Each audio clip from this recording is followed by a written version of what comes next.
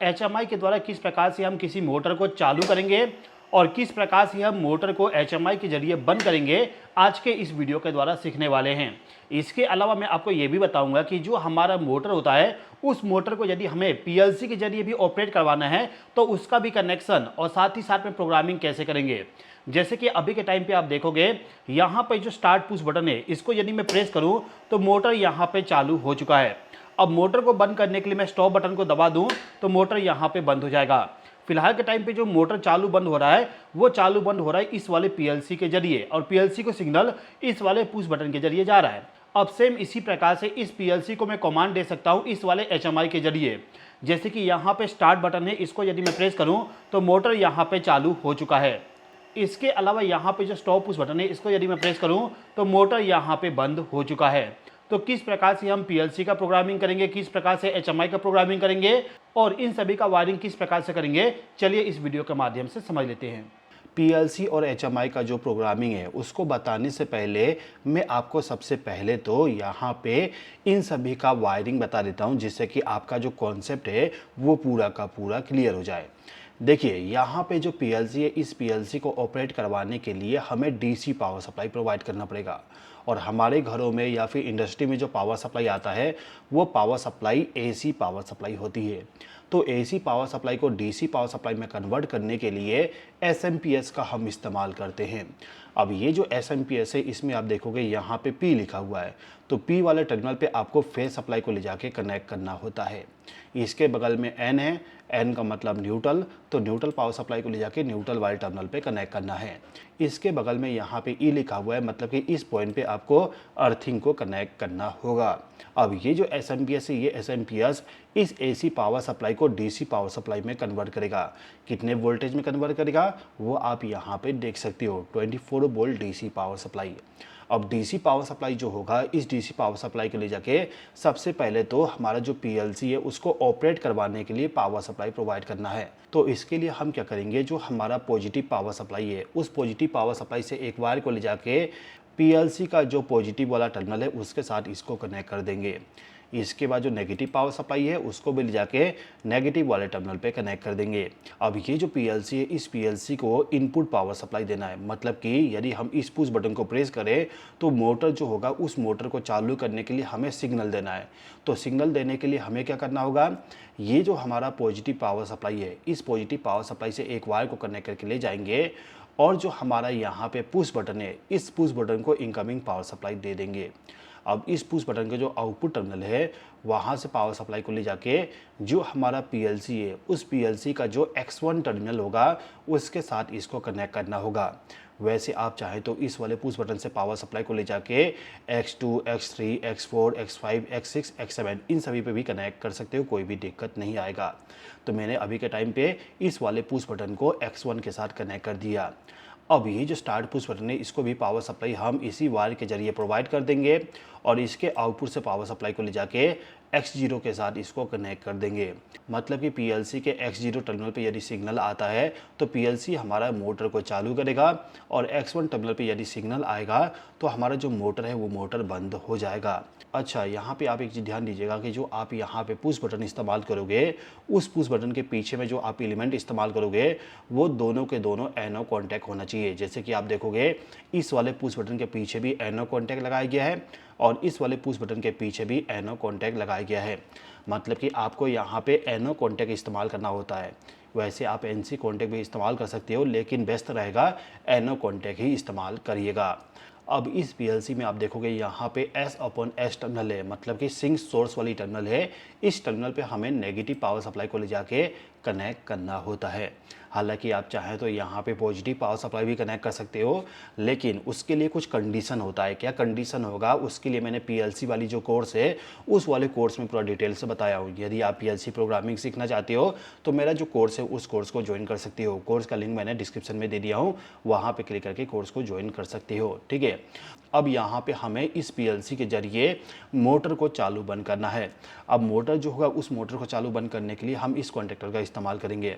तो फिलहाल के टाइम पे हमें इस कॉन्टेक्टर को इस पीएलसी के जरिए चालू बंद करना है। लेकिन यहाँ पे हम बीच में एक रिले इस्तेमाल करेंगे।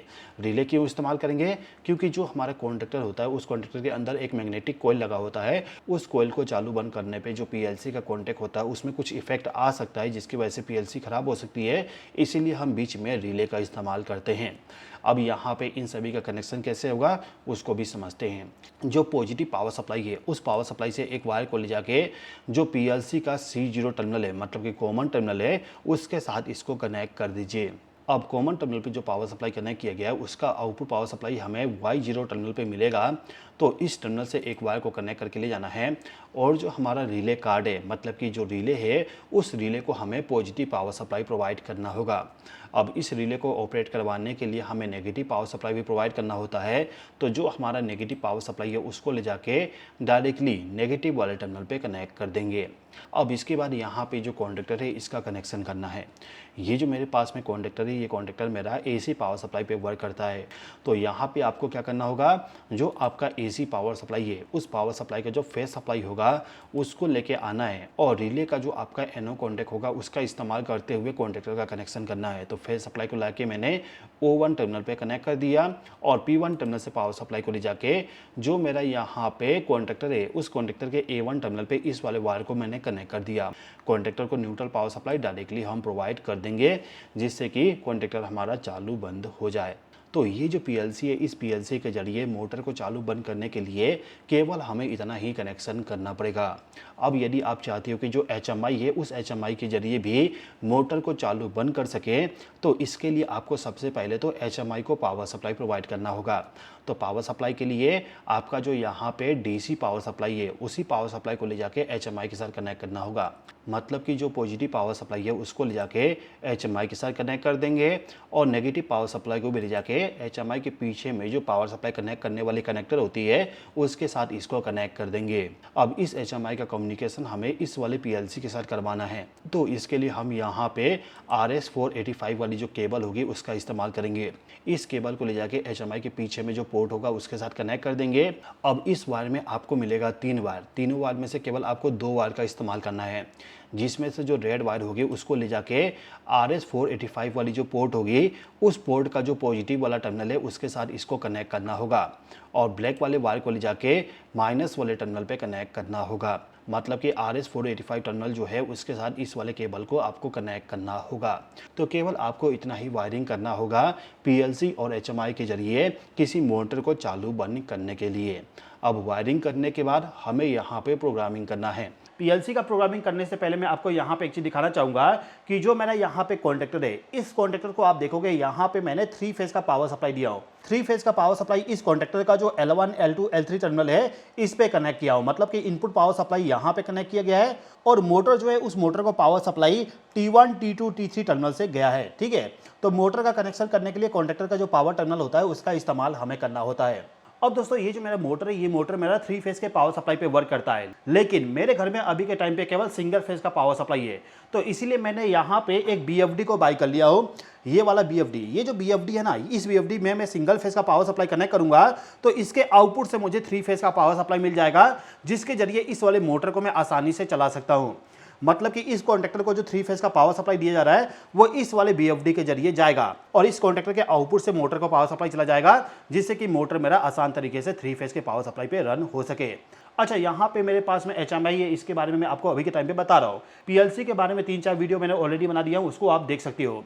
अभी के टाइम पे मैंने इस वाले BFD के बारे में एक भी वीडियो नहीं बनाया हूँ। तो यदि आप चाहते हो कि इस वाले BFD के बारे में वीडियो बनाओ तो आप कमेंट करिएगा BFD। यदि आप लोग 100 से ज़्यादा कमेंट करते हो BFD के बारे में, मतलब कि BFD के बारे में वीडियो बनाने के लिए यदि आप रिक्वेस्ट करते हो तो मैं इस BFD का वीडियो बना दूंगा, वो भी पूरा डिटेल के साथ में। इसके अलावा दोस्तों मैं यहाँ पे आपको एक चीज़ और बताना चाहूँगा कि मेरे पास में यहाँ पे इस वाले BFD के अलावा एक और BFD है। जैसे कि आप देखोगे वहाँ पे एक BFD रखा हुआ है, इसको मैं थोड़ा सा ओपन करके दिखाता हूँ।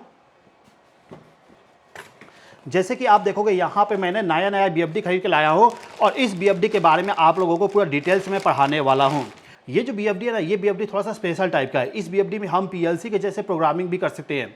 कैसे करते हैं आने वाले वीडियो में मैं आपको बताऊंगा। इसके लिए आपको कमेंट करना होगा BFD, तब जाके मैं आप लोगों के लिए इसके बारे में वीडियो बनाऊंगा। अब दोस्तों यहाँ पे आप सोचोगे कि आखिर मैं कहाँ से इस प्रकार का इलेक्ट्रिकल डिवाइस बाय करता हूँ। देखिए दोस्तों, यदि आपको ऑटोमेशन वाली प्रोडक्ट चाहिए जैसे कि HMI, PLC, relay card, BFD, इसके अलावा और भी बहुत सारे इलेक्ट्रिकल प्रोडक्ट्स होते हैं। यदि आपको उनको बाई करना है तो इसके लिए एक कंपनी के जरिए आप डायरेक्टली बाई कर सकते हो। कंपनी का नाम है सिंप्लेक्स सिस्कोन। ये कंपनी इंडिया का सबसे बड़े डीलर है और इनके जरिए आपको बहुत ही कम रेट में हर एक इलेक्ट्रिकल डिवाइस मिल जाएगा। चाहे आप HMI बाई करो, चाहे आप रिले कार्ड बाई करो, चाहे आप PLC बाई करो, इंडिया में जो बाकी डीलर जो कि PLC HMI को सेल करते हैं उनके मुकाबले इनका प्राइस बहुत ही ज़्यादा कम है। इसीलिए मैंने उनके जरिए ही HMI, रिले कार्ड, PLC और BFD को बाई किया था। बहुत ही कम कीमत में मुझे ये सब प्रोडक्ट मिल गया। यदि आपको भी इन सभी में से कोई भी प्रोडक्ट का रिक्वायरमेंट है तो आप इनसे कांटेक्ट कर सकते हो। इनका कांटेक्ट नंबर आप यहां पे देख सकते हो। इसके अलावा जो डिस्क्रिप्शन में मैंने पूरा डिटेल दे दिया हूं। जो कांटेक्ट नंबर प्रोवाइड किया गया उस कांटेक्ट नंबर पे कॉल करके आप डायरेक्टली किसी भी प्रोडक्ट को बाई कर सकते हो। चलिए अब हम यहां पे इस वाले PLC का प्रोग्रामिंग करना स्टार्ट करते हैं। तो प्रोग्रामिंग करने के लिए आपको यहाँ पे सबसे पहले तो WPL सॉफ्ट नाम का एक सॉफ्टवेयर आएगा, उसको इस्तेमाल करना पड़ेगा। इस सॉफ्टवेयर को मैं सबसे पहले तो ओपन कर लेता हूँ और ओपन करने के बाद यहाँ पे हमारे सामने कुछ प्रोग्रामिंग ओपन हो गया। मैंने इसमें प्रोग्रामिंग किया था PLC वाले कोर्स के लिए, तो उसका प्रोग्रामिंग यहाँ पे ओपन हो चुका है। पहले भी मैंने आपको बताया यदि आप PLC प्रोग्रामिंग सीखना चाहते हो तो मेरा जो कोर्स है उस कोर्स को ज्वाइन करके आप PLC प्रोग्रामिंग सीख सकते हो। कोर्स का लिंक डिस्क्रिप्शन में है। अभी के टाइम पे हम न्यू प्रोग्रामिंग बनाएंगे तो मैं फाइल पे क्लिक करूँगा, न्यू पे क्लिक करता हूँ, यहाँ पे यस कर देता हूँ। ठीक है, अब यहाँ पे हमसे पूछा जाएगा आप क्या प्रोग्रामिंग करना चाहते हो, PLC का या फिर BFD का या फिर TP का। हम PLC सेलेक्ट करेंगे। उसके बाद जो हमारे पास में PLC है उसका मॉडल नंबर, उसके बाद यहाँ पे हम ओके पे क्लिक कर देंगे। अब ओके पे क्लिक करने के बाद हमें यहाँ पे प्रोग्रामिंग करना होता है। तो प्रोग्रामिंग करने के लिए सबसे पहले तो आपको चाहिए होगा NC push button. NC push button का सिंबल ये होता है, तो इस पर क्लिक कर दीजिए। यहाँ पे लिखा हुआ आ गया X0, इस पर ओके कर दीजिए। स्टॉप पुश बटन यहाँ पे आ चुका है। अब यहाँ पे हमें एक और स्टॉप पुश बटन लेना होगा HMI के लिए, तो फिर से मैं यहाँ पे क्लिक करूँगा और इसका एड्रेस लिखूँगा M0। M का मतलब कि मेमोरी बिट और यहाँ पे 0 इसका एड्रेस होगा, तो M0 कर दिया, फिर ओके कर दिया। दो स्टॉप पुश बटन ले लिया। ये वाला जो स्टॉप पुश बटन है ये हमारा फिजिकल स्टॉप पुश बटन है और यहाँ पे जो हमने स्टॉप पुश बटन इस्तेमाल किए ये हमारा HMI वाली होगी। अब इसके बाद पावर सप्लाई जाएगा यहाँ पे स्टार्ट पुश बटन के लिए, तो यहाँ पे हम लेंगे एनो कॉन्टैक्ट का सिंबल ये होता है, इस पर क्लिक करना है। X0 यहाँ पे हमें इस्तेमाल करना है स्टार्ट पुश बटन के लिए, तो ओके कर दिया। अच्छा, यहाँ पे X0 नहीं रहेगा, X1 रहेगा, क्योंकि मैंने यहाँ पे X1 पे कनेक्शन करके रखा हूँ स्टॉप पुश बटन का। X0 हो गया हमारा स्टार्ट पुश बटन, X1 हो गया स्टॉप पुश बटन। अब इस स्टार्ट पुश बटन के जरिए पावर सप्लाई डायरेक्टली जाएगा हमारे मोटर के लिए। तो आउटपुट कॉइल का सिंबल ये होता है, तो इस पर क्लिक करिए, Y0 सेलेक्ट करिए, ओके कर दीजिए। आउटपुट कॉइल का सिंबल यहाँ पे आ चुका है। अब ये जो यहाँ पे हमारा कोयल है, इस कोयल को हमें होल्ड करना होगा। तो होल्ड करने के लिए इसके नीचे में हमें इस वाले कोयल का एनो कॉन्टैक्ट इस्तेमाल करना होता है। तो इसके लिए हम यहाँ पे क्लिक करेंगे और इसमें सेलेक्ट करेंगे Y, क्योंकि ये हमारा Y0 है, इसी का एड्रेस हमें इस्तेमाल करना है। फिर ओके पे क्लिक करेंगे, एनो कॉन्टैक्ट यहाँ पे आ चुका है। अब इसका वायर हमें कनेक्ट करना होगा, तो इस पॉइंट पे क्लिक करूँगा, फिर यहाँ पे वायर कनेक्ट हो गया, यहाँ पे क्लिक किया, फिर इस पर क्लिक किया, यहाँ पे वायर हमारा कनेक्ट हो गया। अब ये जो हमारा स्टार्ट पुश बटन है इसको प्रेस करने पे ये कोयल इनर्जाइज हो जाएगा और इसको बंद करने के लिए यहाँ पे दो स्टॉप पुश बटन है।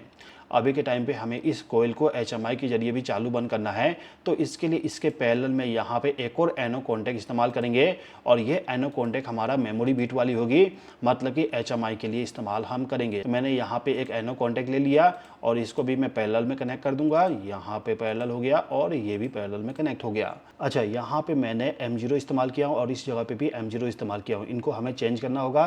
तो इसके लिए इस वाली जगह पे क्लिक करता हूँ और इसका एड्रेस मैं M1 कर देता हूँ, मतलब कि ये M1 होगा और ये M0 होगा। M0 पुश बटन जो होगा इसका इस्तेमाल HMI के जरिए मोटर को चालू करने के लिए होगा और M1 हमारा HMI का स्टॉप पुश बटन होगा जिसके जरिए हम मोटर को बंद करेंगे। X1 हमारा फिजिकल स्टॉप पुश बटन है, X0 हमारा फिजिकल स्टार्ट पुश बटन है। अब इसका प्रोग्रामिंग हो चुका है। प्रोग्रामिंग कंप्लीट करने के बाद कोड पे क्लिक करेंगे। कोड पे क्लिक करते ही यहाँ पे जो प्रोग्रामिंग है ये प्रोग्रामिंग हमारा कंपाइल हो जाएगा। कंपाइल करने के बाद इसको हमें PLC में ट्रांसफ़र करना होता है, तो इसके लिए यहाँ पे जो राइट टू PLC वाला जो ऑप्शन है इस पर क्लिक करना होगा। क्लिक करने के बाद यहाँ पे एक विंडो पॉपअप होगा। इस विंडो में सिंपली हमें ओके पे क्लिक करना है। ओके पे क्लिक करते ही यहाँ पे कुछ पूछा जाएगा, उसको आप सिंपली ओके पे क्लिक करते जाइएगा और क्लिक करने के बाद यहाँ पे जो प्रोग्रामिंग है ये प्रोग्रामिंग हमारा PLC में ट्रांसफ़र हो जाएगा। अब इस PLC प्रोग्राम को ट्रांसफ़र करने के बाद हमें HMI का प्रोग्रामिंग करना है, तो इसके लिए हमें इसको मिनिमाइज करना होगा और मिनिमाइज करने के बाद यहाँ पे आप देखोगे एक सॉफ्टवेयर है DOP सॉफ्ट के नाम से। ये जो सॉफ्टवेयर है, इस सॉफ्टवेयर का इस्तेमाल हम HMI का प्रोग्रामिंग करने के लिए इस्तेमाल करते हैं। इस पर क्लिक करने के बाद हमारे सामने HMI का प्रोग्रामिंग करने वाली सॉफ्टवेयर ओपन हो जाएगा।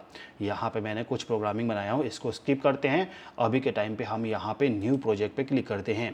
न्यू प्रोजेक्ट पे क्लिक करने के बाद जो आपके पास में HMI होगा उसको सेलेक्ट करना होता है। मैं यहाँ पे 103 BQ वाली जो HMI है उसका सिलेक्शन कर लेता हूँ और फिर यहाँ पे नेक्स्ट पे क्लिक कर देता हूँ। अब यहाँ पे लिखा हुआ है इंटरफेस। इंटरफेस के सामने जो ऑप्शन है उस ऑप्शन में आपको RS485 का सिलेक्शन करना होगा, क्योंकि अभी के टाइम पे हम RS485 का इस्तेमाल कर रहे हैं कम्युनिकेशन करवाने के लिए। तो RS485 का सिलेक्शन कर लिया। सिलेक्शन करने के बाद सिंपली फिनिश पे क्लिक कर देंगे। क्लिक करने के बाद यहाँ पे हमारे सामने विंडो ओपन हो जाएगा HMI का प्रोग्रामिंग करने के लिए। अब इसमें प्रोग्रामिंग करने के लिए सबसे पहले तो जाइए आप एलिमेंट पे, फिर यहाँ पे बटन पे क्लिक कर दीजिए। बटन में आपको यहाँ पे क्या चाहिए, स्टार्ट पुश बटन। तो स्टार्ट पुश बटन के लिए आपको इस्तेमाल करना होगा मोमेंटरी वाली बटन। तो इस पर क्लिक करिए। क्लिक करने के बाद यहाँ पे आपके सामने ड्राइंग करने वाली ऑप्शन आ जाएगा। इस पर क्लिक करके इस प्रकार से आप ड्राइंग कर दीजिएगा। अभी के टाइम पे इस प्रकार से हमारा एक बटन आया है। अब इस पर हम डबल क्लिक करेंगे।